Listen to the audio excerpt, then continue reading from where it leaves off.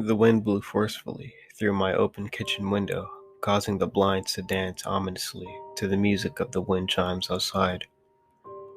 I peered out into the blackness. Again, he was there. For the past 3 nights, a figure has found its way into my backyard. I say figure because I'm unsure whether this is a man, a creature, or simply a shadow causing my mind to play an eerie trick on me. Every night, he inches closer to my house. On Tuesday, it was near the hostas in the far back corner of the yard.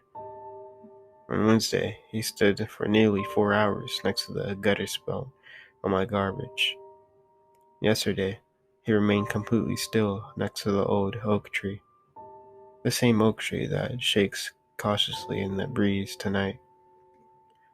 I've yelled at him. I've cursed. I've even quickly dialed the police, but the second I get connected with the operator, the figure just disappears.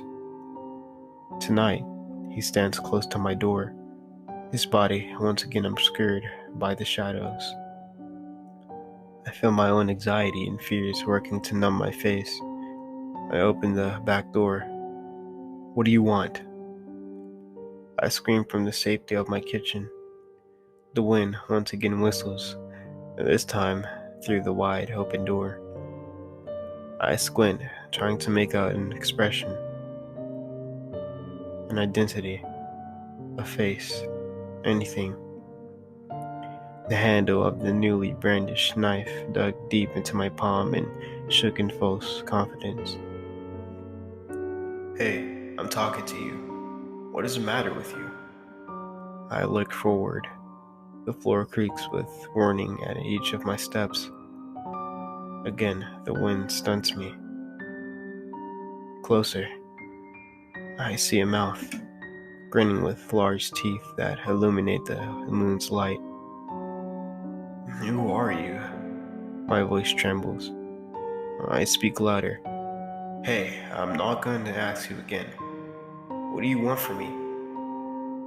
Like a serpent, his tongue looks over his glowing teeth before smiling even larger. He takes a long inhale from the night air before speaking. "We've been trying to contact you regarding your car's extended warranty." Nora was a very famous singer and a leader of a small group of performers hired for occasions such as marriage, ceremonies, and such. One day she had a call from a stranger, like every other day, who wanted to hire her band for his daughter's marriage. She accepted, and he gave her the address. Back in 1997, most of the Kuwantis used to do their marriage ceremonies in their homes. The awaited day came. Nora and her band followed the details from the address to a mansion outside the city in the middle of nowhere. But the band didn't think much of it, as it was their first time performing in such a place. So they went with it. Got greeted by the owners, and then at 10 p.m., started getting ready for the show. It was 10:30, and guests started showing up. After one another, they stormed the mansion, although it felt like they were popping off out of nowhere. Nora and her friends didn't make much of it, as the mansion was too big and had many entrances. There was just too many of them. 11:30, things started getting really weird. Nora and her friends saw the guests dancing, moving in such ways like they have never seen before. Their moves were just hypnotizing and downright creepy. It was then Nora and her friends knew something wrong was on. Some of the guests went to greet Nora and her friends. Nora felt that the skin on the guest was so hot and hard, but she thought nothing of it as it was the summer and it was hot inside. Weird enough, Nora looked at her friend as she was having this blank look on her face. She felt what Nora felt as well. With only her eyes, she told her not to make much of it and just continued on playing. Midnight, things went creepy too. I can't believe my own eyes anymore. The guests, the owners, they're not humans anymore. Legs and hands like those of a sheep, dancing non-stop. Nora and her friends couldn't believe what they were witnessing. Nora was shaking and her voice was too, as she looked at her friends with dead looks on their faces. Half of them ready to storm out, and the other half ready to lose consciousness. Nora told them to endure it, not to leave, and to act normal. She feared for herself and for her friends, should they make a scene. The band kept on playing on and on, then didn't believe what was going on, nor what they should do. Fear shackled them to that place. They only knew that they were trapped. 3 a.m., the lights suddenly went off. You couldn't hear a sound anymore.